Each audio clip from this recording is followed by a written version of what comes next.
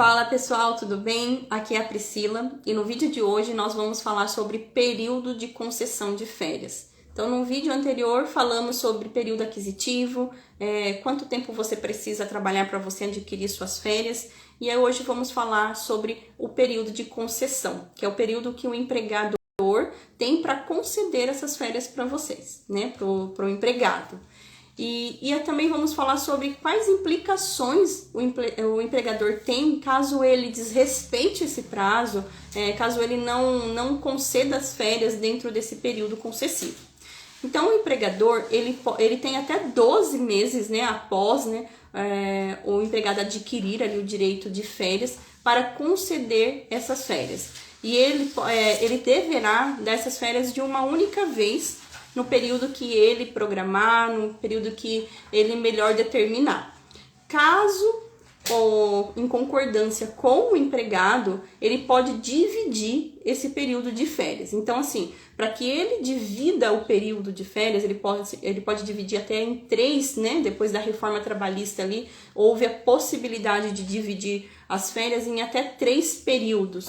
Porém, eu preciso da concordância do empregado, ele precisa concordar com essa divisão. Porque, em regra, o empregador ele precisa conceder de uma única vez as férias ao seu empregado, né? Em uma única época, essas férias. Caso o empregador, por conveniência da empresa, por conveniência do trabalho, decida dividir esse período de férias, ele precisa que o empregado ele também esteja de acordo, né, com essa divisão desse período. E o empregador pode dividir em 3 períodos, desde que um dos períodos não seja menor, inferior que 14 dias, e o restante não pode ser menor que 5 dias. Então, ele precisa respeitar essa regrinha aí da quantidade mínima de dias. E na CLT, ele não fala que existe, assim, um grau de, primeiro tem que tirar os 14, depois tira 5, depois tira o restante dos dias. Não, ele só fala que dentro desse período, né, dessa concessão de férias, se caso for dividida, eu não posso ter um período menor que 14 e os outros não podem ser menor que 5. Então, precisa respeitar essa regrinha aí, caso o empregador, né, e o empregado estando de acordo, for dividir aí o período de férias, tá? As férias também, quando tem empregados da mesma família trabalhando na mesma empresa, eles têm o direito de requerer férias no mesmo período. Caso eles desejem, né, as férias no mesmo período, eles trabalhando na mesma empresa, eles podem solicitar, e caso isso também não gere, né, nenhum prejuízo para a empresa, nenhum prejuízo ao trabalho, então eles podem solicitar. O empregador pode, né, conceder as férias para os familiares ali que trabalhem na mesma empresa numa mesma época. Então, assim, você precisa solicitar, e também o seu trabalho não pode gerar, né, prejuízo para a empresa, caso todos da família saiam na mesma época, caso isso surja, né, algum prejuízo, gere algum prejuízo para o empregador, ele pode não conceder, ele está no direito dele de não conceder, tá? E também os empregados menores de 18 anos que forem estudantes, eles têm o direito de fazer com que as suas férias coincidam, né, com as suas férias escolares. Então, aqui a gente precisa se atentar que são para menores de 18 anos. Então, os estudantes que forem maiores de 18 seguem a mesma regra, tá? Agora, para quem é menor, eles têm esse direito. Então, assim, eles podem solicitar que suas férias coincidam com as suas férias escolares, tá bom? O empregador que não segue, né, que ele não tem aquele controle de férias, por isso que é muito importante que o RH ou o seu parceiro aí de escritório, né, que faça aí o seu departamento pessoal, ele esteja muito organizado com a programação das férias da sua empresa. Porque existe ônus caso o empregador não conceda essas férias dentro desse período de concessão. Então, vamos supor, perdi o prazo, eu não fiz ali o controle das férias, acabei perdendo o prazo de gerar as férias, de conceder, né, as férias para o meu empregado. o que isso vai me trazer de ônus? Eu terei que pagar em dobro essa remuneração para esse empregado. Então, é o que a gente chama de férias em dobro, né? Então, eu sempre gosto de explicar para os empregados que férias nada mais é que sua remuneração antecipada, né? Ali no seu início de gozo de férias, mais 1/3. Então, caso o empregador ele não conceda dentro desse período de concessão as férias ao seu empregado, ele paga em dobro essa remuneração, mais 1/3 para o empregado. Vamos supor que o empregador perdeu o prazo e mesmo assim não falou nada para o empregado, não falou quando vai colocar ele de férias.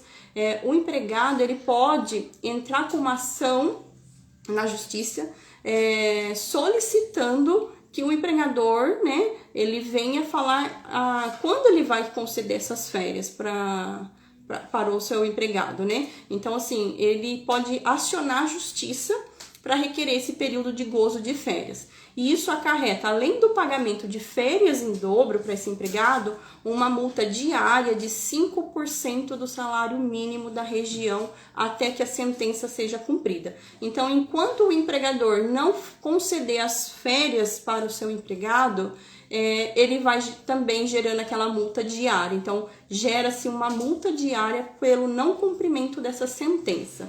Então, assim, é muito importante estar muito alinhado, muito programado, porque gera um ônus muito grande para a empresa caso elas não sigam, não cumpram esse prazo aí de concessivo de férias, tá? Então, esses são os riscos, né, para o empregador, que é um direito do empregado, né? Então, eu falo que a gente sempre tem que olhar para as duas partes, né? Nós, como departamento pessoal, como RH de uma empresa, a gente precisa olhar estrategicamente, a gente precisa fazer a organização ali para a empresa não ter esse ônus, né? Ela está ali sempre seguindo a regra certinho para que não tenha esse ônus de pagar em dobro ou de ser acionada na justiça e ter essa multa diária que acaba ficando cada vez mais onerosa pro empregador, pro empresário, né? E em contrapartida é uma cláusula que protege, né, o empregado e dá respaldo do direito dele que ele tem de ter as férias, de ter, né, o cumprimento do seu direito. Então, eu sempre gosto de olhar para os dois lados, né? Para o lado que a gente ali auxilia o empregador, estrategicamente, para que ele não tenha esse ônus, né, a mais aí no seu orçamento, e também olho para o lado do empregado como um direito, né, como uma forma de protegê-lo do cumprimento do seu direito, tá? E também existe uma outra regrinha que durante as férias o empregado ele não pode prestar serviços para outros empregadores, desde que por força de contrato de trabalho regularmente mantido. Vamos supor, eu trabalho como enfermeira no hospital A e B. Eu estou de férias no hospital A, mas por força maior de contrato de trabalho regularmente, eu preciso prestar serviço daquele empregador. Então, tudo bem aí. Mas caso eu trabalhe apenas para o empregado A, eu saio de férias. Descansei 5 dias, estou cansado de ficar em casa, vou fazer um bico, vou fazer um freelance ali para aquele outro empregador.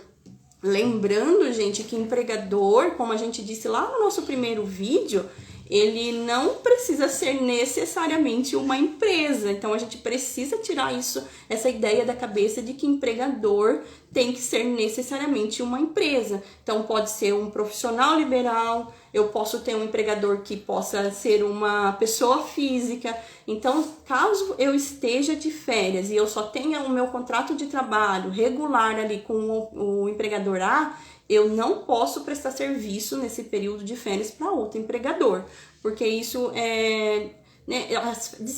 descaracteriza as férias, que é o momento ali para você descansar, para você ter aquele período de pausa, né, para você voltar ao trabalho e aguardar um novo período de férias. Então, eu só posso trabalhar caso realmente o meu contrato de trabalho, né, com outro empregador exija isso. Então é muito bom ficar atento, porque se o empregador te colocar de férias e descobrir que você está trabalhando para outro empregador, ele pode te penalizar, tá? Você pode ser penalizado por isso. Bom, pessoal, o vídeo de hoje é sobre esse período de concessão. Aqui o assunto de férias, ele tem muitos artigos, muita coisa pra gente falar. Então, eu vou fazer uma sequência aí de vários vídeos. No próximo vídeo, vamos falar sobre férias coletiva. E eu espero que vocês estejam gostando, que vocês estejam aproveitando todo o conteúdo. Já peço para que vocês me sigam no canal, aqui no Instagram, né? Eu tenho um canal no YouTube também. Então, se vocês estão gostando, se vocês estão achando que está fazendo sentido para vocês, então já me seguem, já compartilha, já manda para aquelas pessoas que você acha que vai gostar desse assunto, que vai gostar de ficar aí por dentro de todas desses conhecimentos da área trabalhista, tá bom? E é muito importante para mim os seus comentários também. Espero que vocês aí comentem o que vocês estão achando, tá bom? Obrigado e até o próximo vídeo.